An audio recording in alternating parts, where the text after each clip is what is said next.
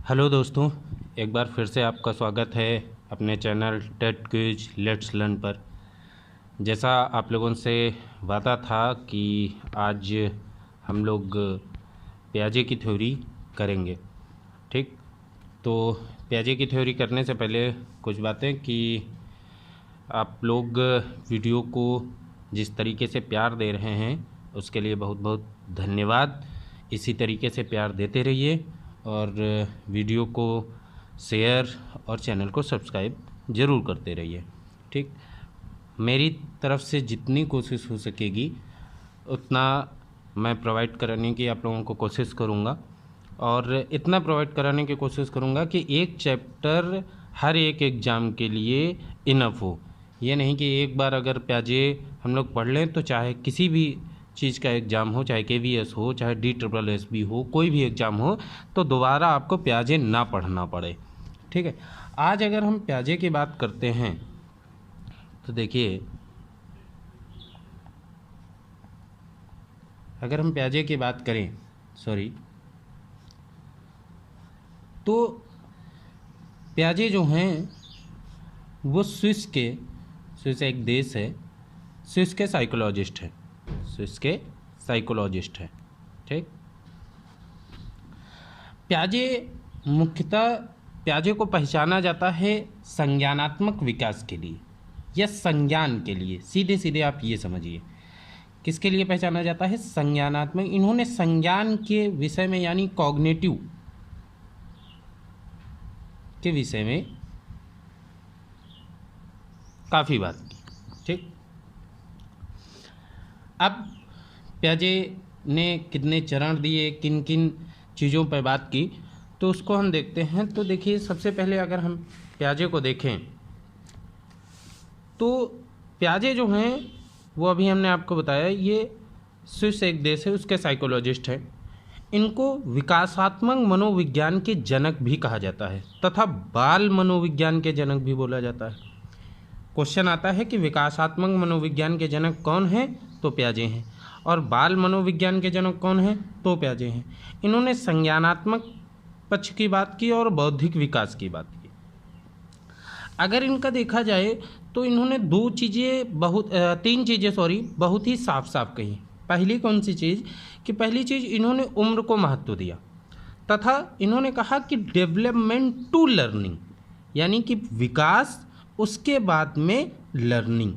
विकास के बाद में क्या होगा? लर्निंग होगी, यानी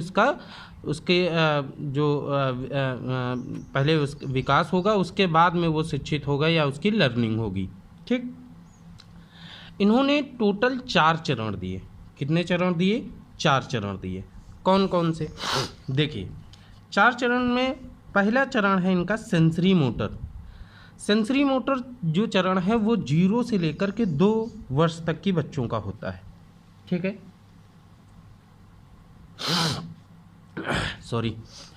सेंसरी मोटर जो है वो 0 से लेकर के 2 साल के बच्चों का होता है। सेंसरी मोटर में बच्चों में वस्तु स्थायित्व आ जाता है। अब वस्तु स्थायित्व क्या होता है, इस बात को हम समझेंगे। आप लोगों ने देखा होगा कि जो 0 से लेकर के, यानी 0 का मतलब होता है, एक चीज़ हरदम याद रखना, जब 0 लिखा हो तो यानी 0 का मतलब है बर्थ, यानी जब से बच्चा जन्म लिया है उस दिन से लेकर के 2 वर्ष की अवधि तक।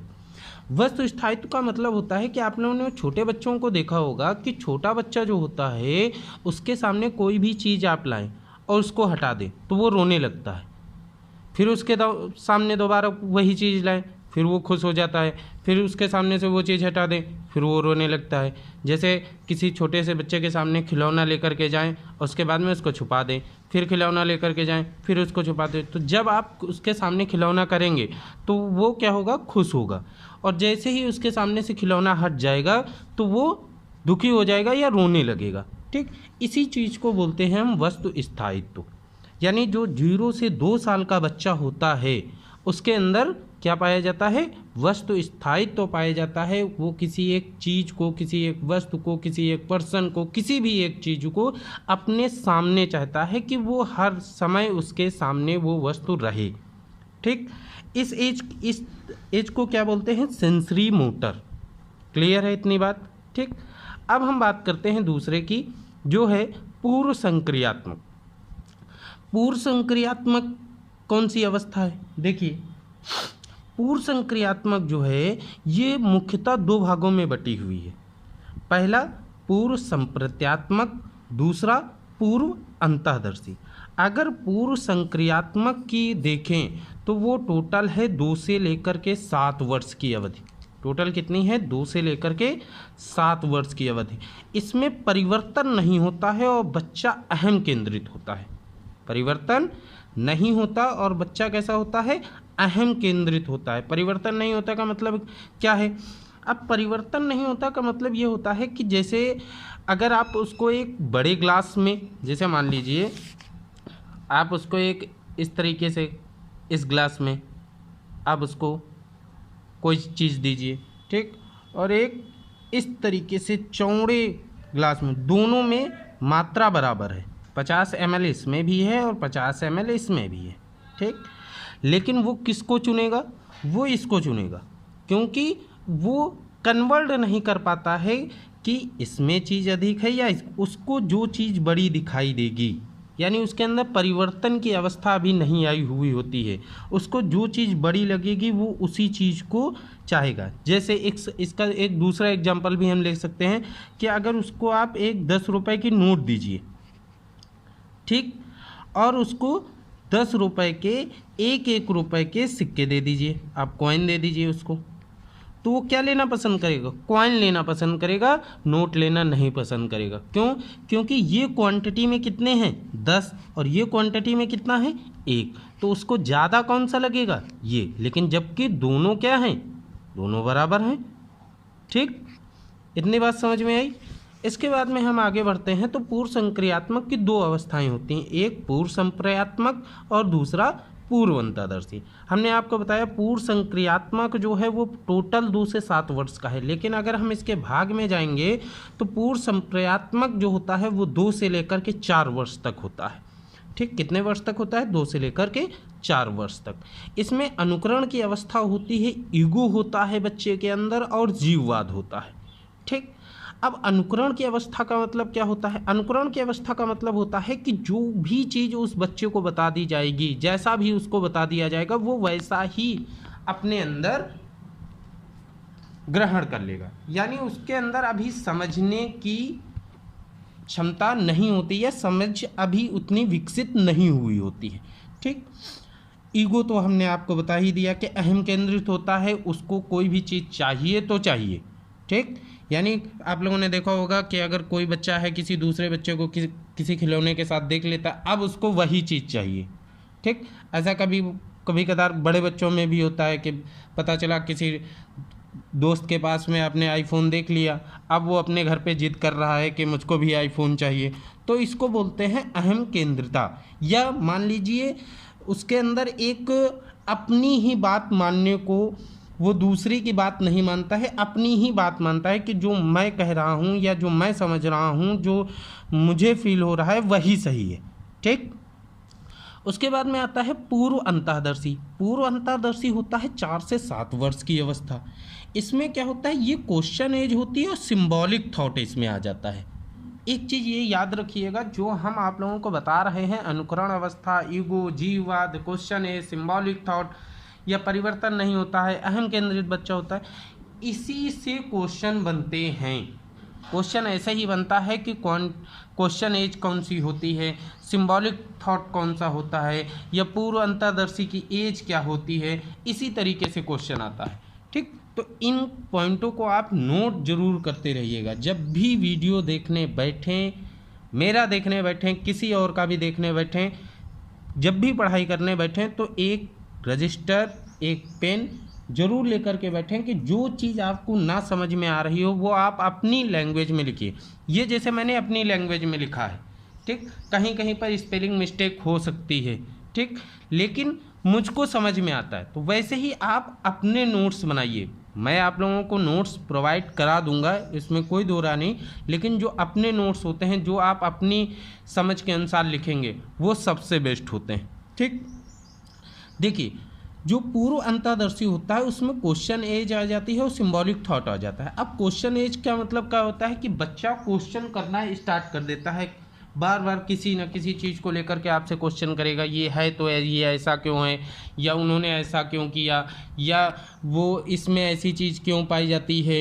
या आप लोगों ने देखा होगा जो 4 से 7 वर्ष के बच्चे होते हैं वो बहुत सारे क्वेश्चन करते हैं, जो भी चीज़ उन्हें नहीं समझ में आती है वो उस पर क्वेश्चन करते हैं अपने भाइयों से, अपने पड़ोसियों से, अपने बड़ों से। ठीक, सिंबॉलिक थॉट आ जाता है उनके अंदर, यानी सिंबल को देख करके सोचने की क्षमता उनके अंदर विकसित हो जाती है। सिंबॉलिक थॉट, सोचने की क्षमता, सिंबल को देख करके, जैसे मान लीजिए किसी सिंबल को देखा कि कोई भी सिंबल बना दिया गया तो वो उस सिंबल को लेकर के एक अपनी सोच विकसित करने लगते हैं। इसीलिए पियाजे ने जो सबसे महत्वपूर्ण एक बात कही है और जिस पे सबसे ज़्यादा क्वेश्चन भी बनता है और सबसे ज़्यादा पूछा भी जाता है, कि पियाजे ने साफ साफ कहा है कि जो बच्चा है वो एक्टिव बिल्डर्स है, जो बच्चा है वो एक्टिव बिल्डर है, यानी कि वो अपनी समझ का निर्माण स्वयं करता है, तथा वो क्या है, लिटिल साइंटिस्ट है। ये 2 शब्द अपने जहन में उतार लीजिए। सबसे ज़्यादा अगर पियाजे से पूछा जाता है तो ये 2 चीज़ें पूछी जाती हैं कि जो बच्चा है वो एक्टिव बिल्डर्स है और लिटिल साइंटिस्ट है।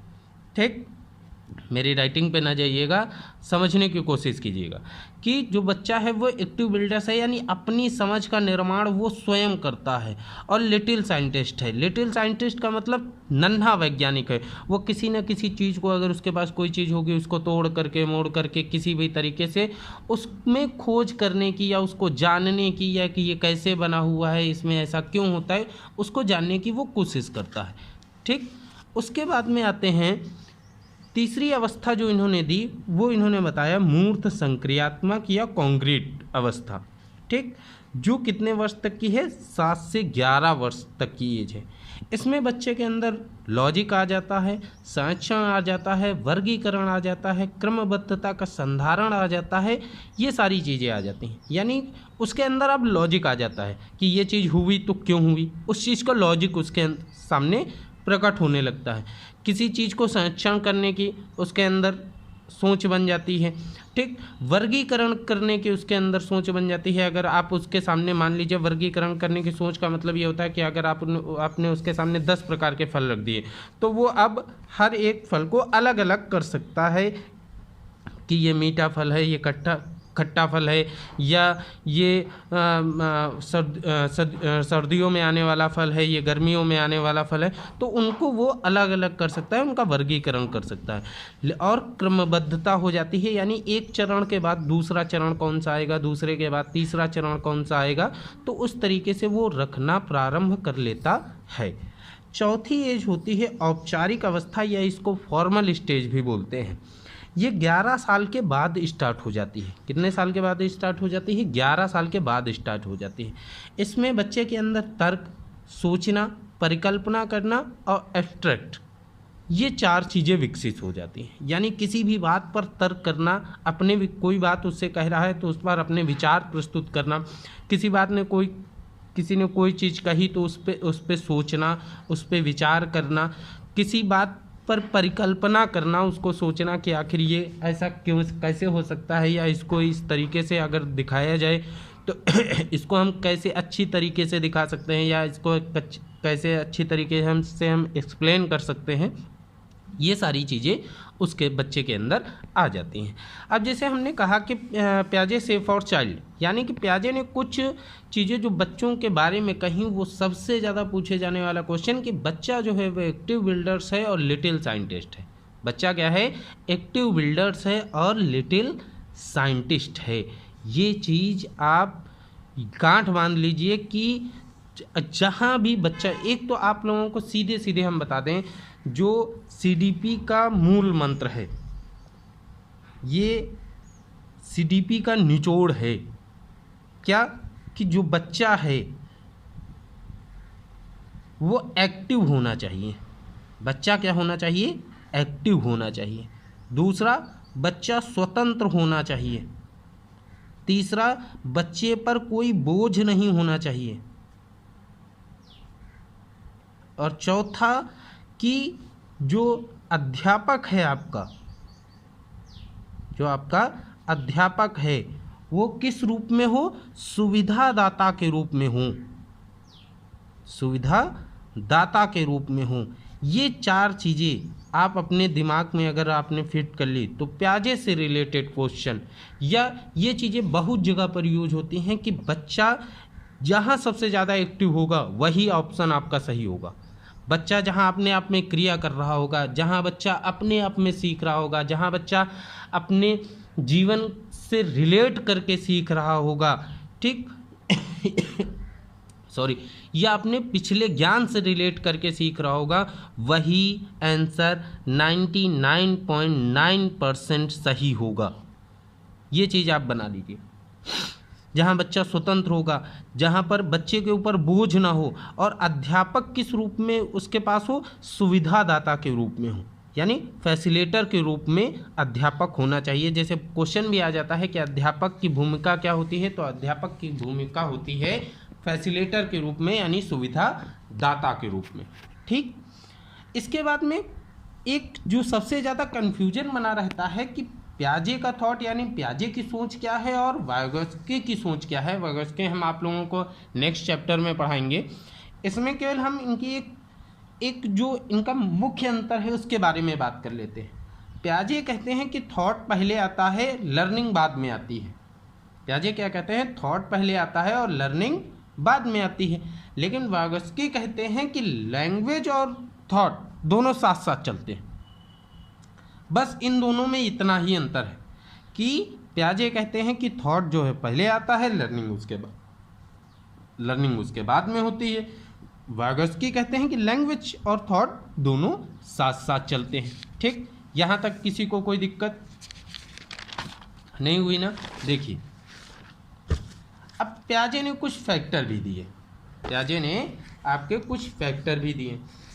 कौन कौन से फैक्टर, 4 फैक्टर इन्होंने दिए। पहला एक्टिविटी एंड एक्सपीरियंस। प्याजे ने कहा जो बच्चा है वो एक्टिविटी उसको करनी चाहिए या उसको कोई ना कोई कार्य जरूर करना चाहिए, या एक्सपीरियंस, ठीक।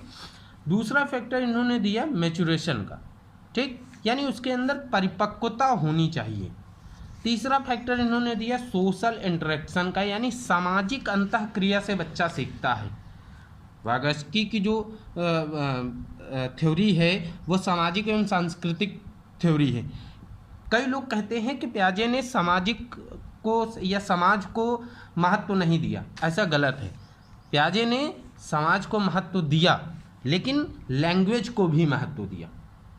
प्याजे ने समाज को महत्व दिया और लैंग्वेज को भी महत्व दिया।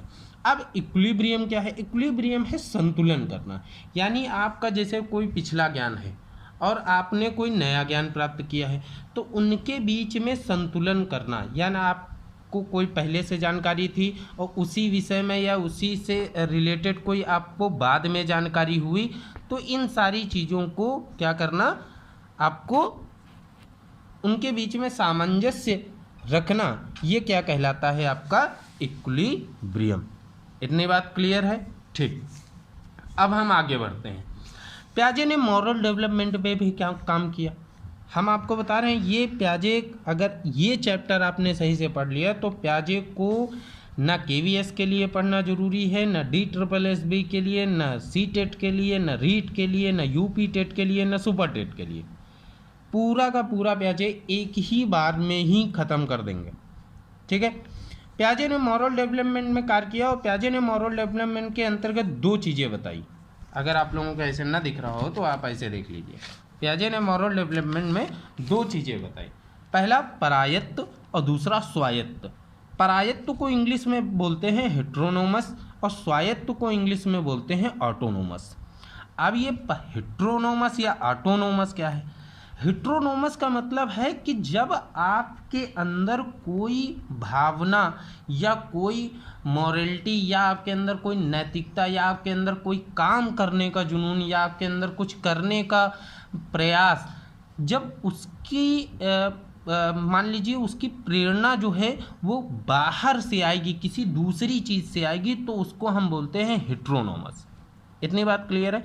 जैसे अब कह दो कैसे बाहर से कैसे आती है, जैसे मान लीजिए आपको जॉब चाहिए, ठीक, लेकिन आपको जॉब क्यों चाहिए? जॉब आपको इसलिए चाहिए क्योंकि आपको रुपए मिलेगा, उस रुपए से आप अपनी ज़रूरतें पूरी कर सकते हैं, अपना परिवार का साथ दे सकते हैं, आप अपने परिवार को चलाएंगे। तो ये एक बाहरी कारण हो गया कि आपको जॉब इसलिए चाहिए क्योंकि आपको हर महीने एक सिक्योर पेमेंट चाहिए, आपको 40,000 42,000 रुपये चाहिए ताकि आप अपनी लाइफ को आसानी से जी सके। तो ये क्या है कि मॉरलिटी इम्पोज्ड फ्रॉम आउटसाइड, यानी आपका जो नैतिकता है या आपकी जो मॉरलिटी है वो किस पे डिपेंड कर रही है? आउटसाइड, बाहर के किसी कारक पर, ठीक। इसमें बदलाव संभव नहीं है, यानी इसमें बदलाव संभव नहीं। इसका मतलब है कि एक बार जब आपको ये चीज़ प्राप्त हो जाएगी, जैसे मान लीजिए आपको जॉब मिल गई, ठीक, आपने पेपर दिया, आपने मेहनत के साथ पढ़ाई की और आपको जॉब मिल गई, उसके बाद में आपको किसी भी प्रकार से फर्क नहीं पड़ता है कि कब पेपर होगा सीटेट का, कब होगा रीट का, कब होगा सुपर टेट का, वैकेंसी आएंगी कि नहीं आएंगी, अपना काम बनता भाड़ में जाए जनता, वो वाला हाल होगा, ठीक। यानी कि मुझे नौकरी मिल गई, अब किसी को नौकरी मिले या ना मिले, मुझे नौकरी मिल गई, मैंने पढ़ाई की थी, मुझे नौकरी मिल गई, काम खत्म। फिर आप कभी सीडीपी उठा के नहीं देखेंगे, साइंस उठा के नहीं देखेंगे, कभी भी कोई भी सब्जेक्ट पढ़ने की कोशिश नहीं करेंगे, बस स्कूल जाएंगे, अपना अगर पढ़ाना हुआ तो पढ़ाएंगे, नहीं पढ़ाना हुआ तो आजकल के टीचरों को आप देखते ही हैं कि वहाँ गए अपना मोबाइल चला रहे हैं, बच्चों को खिला रहे हैं, मैच खेल रहे हैं और उसके बाद में चले आए, ठीक। हर महीने तो आपको पेमेंट मिलनी ही मिलनी है, उसमें कोई बात। अगर हम स्वायत्त की बात करते हैं तो morality based bye their own, यानी कि आपकी सोच या आपका नैतिकता या आपका जो एम है वो कहाँ डिपेंड करता है? आप में, खुद में। यहाँ जो प्रेरक था वो कैसा था? बाहर की ओर। यहाँ प्रेरक क्या है? खुद में है। यानी आप नौकरी इसलिए करना चाहते हैं ताकि आप, क्योंकि आपको पढ़ाना अच्छा लगता है, आप बच्चों को शिक्षित करना चाहते हैं, आप जनरेशन को अच्छा बनाना चाहते हैं, इसलिए आप नौकरी करना चाहते हैं। तो यहाँ कभी भी आपका जो परफॉर्मेंस है वो कम नहीं होगी, यहाँ हरदम परफॉर्मेंस कम हो जाएगी। आप आज 8 से 10 घंटे पढ़ रहे हैं, नौकरी लग जाने के बाद में आप 1 घंटे भी नहीं पढ़ेंगे। लेकिन अगर आपको पढ़ने का शौक़ है तो आज भी आप 8 से 10 घंटे पढ़ रहे हैं और नौकरी लग जाने के बाद भी आप 8 से 10 घंटे पढ़ते रहेंगे, ठीक। यह संभव है क्योंकि क्रिया इस पर निर्भर है। इस पर निर्भर मतलब इस पर नहीं, स्वयं पर लिख लीजिए। यहाँ पर किस पर निर्भर है? स्वयं पर निर्भर है।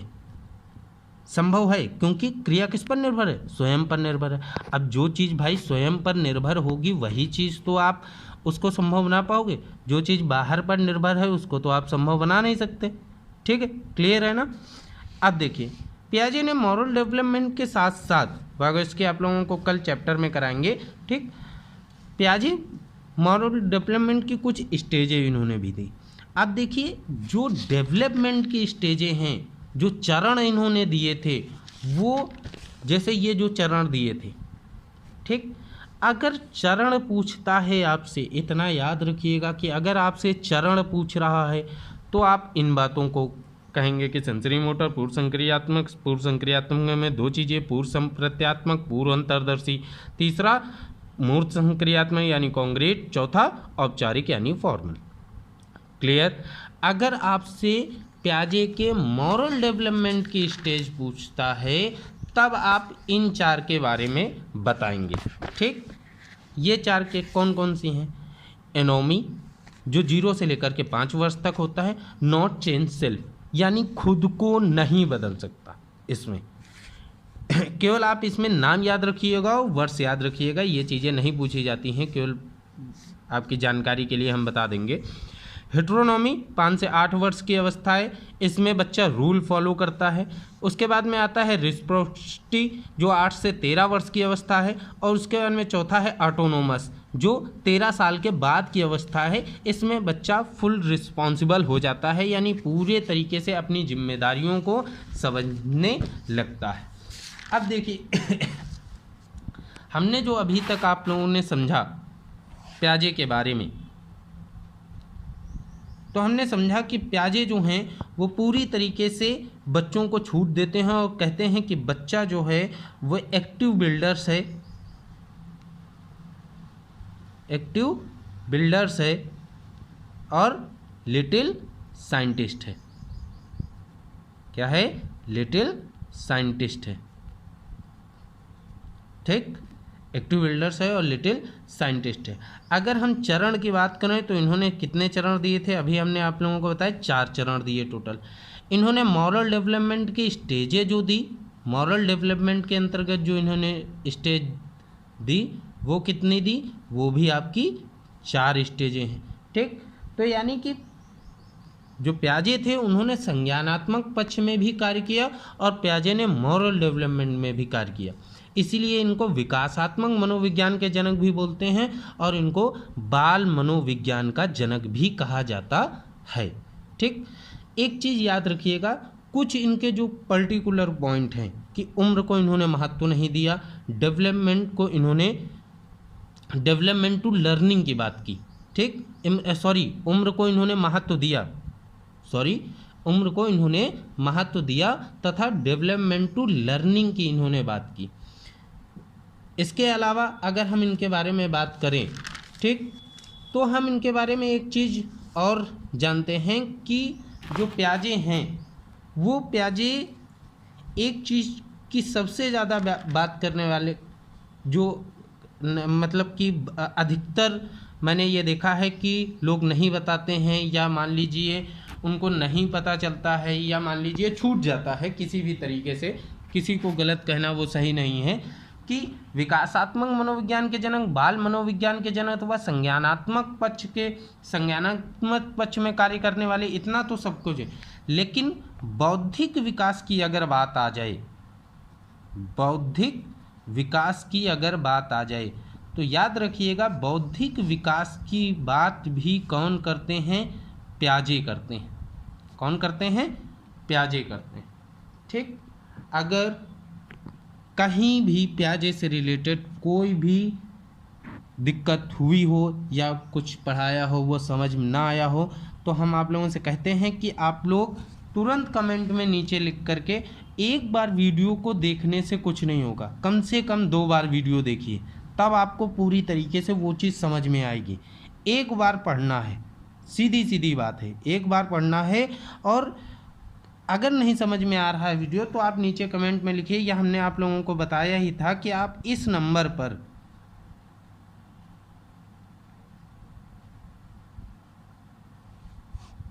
आप व्हाट्सएप कर सकते हैं।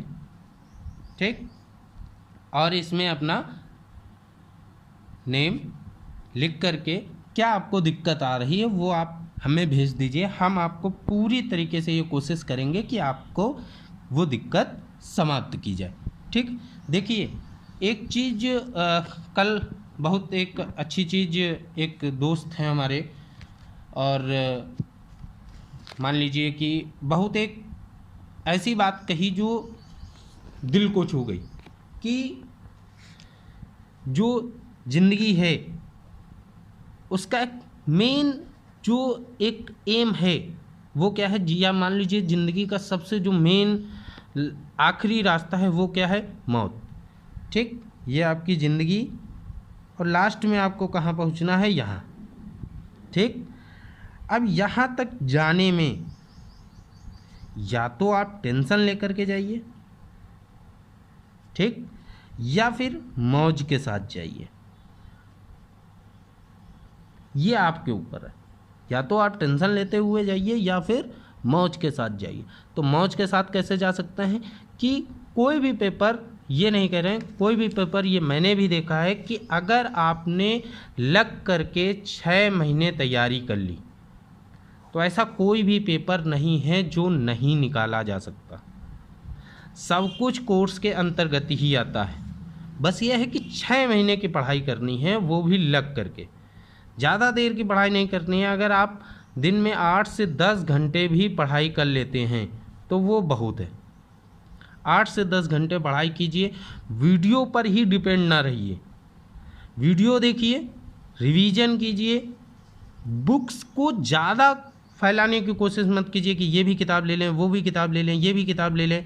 तो उसमें क्या होगा कि आपका जो अभी हमने आपको पढ़ाया कि इक्विलिब्रियम आपका मिट जाएगा, संतुलन आप नहीं बना पाएंगे, क्योंकि कुछ बुकों में अलग दिया होगा, कुछ बुकों में मैं ये नहीं कह रहा हूँ कि किसी बुक में गलत दिया होगा, लेकिन कुछ कहने का तरीका अलग होता है, किसी का कुछ कहने का तरीका अलग होता है, लैंग्वेज बदल जाती है भाई। किसी से आप प्रेम से भी वही बात कह सकते हैं, किसी से आप डांट डपट कर भी वही बात कह सकते हैं। तो कोई प्याजे के चरण को किसी अदर लैंग्वेज में भी प्रस्तुत करेगा और कोई दूसरा अदर, लेकिन दोनों लोग देंगे 4 ही चरण में। लेकिन आपको कौन सी लैंग्वेज में पसंद आता है या आपको किससे पढ़ना पसंद आता है, वो आपके ऊपर डिपेंड करता है। मुश्किल से 6 महीने की पढ़ाई, बस ये मैं एक बार फिर ये बात दोहरा रहा हूँ। मैं वीडियो रोक देता पढ़ाई के बाद में, लेकिन ये बात करना ज़रूरी था कि आप लोगों को केवल 6 महीने की पढ़ाई करनी है। आप लोग जानते हैं कि इस समय लॉकडाउन लगा हुआ है, ठीक, लेकिन ये बिल्कुल मान लीजिए कि यूपी के जो बच्चे हैं वो 22 में आपका चुनाव है, तो 22 में चुनाव होने के कारण सुपर टेट की वैकेंसी या टीजीटी और पीजीटी की वैकेंसी 100% क्लियर की जाएंगी, 100% भरी जाएंगी, इसमें कोई दो राय नहीं। और जब भी पेपर होंगे, एक साथ पेपर होंगे, सबके फॉर्म भर चुके हैं, केवल नोटिफिकेशन उनको देना है, उनको एक डेट देनी है, सेंटर बनाने हैं और तुरंत पेपर ले लेंगे।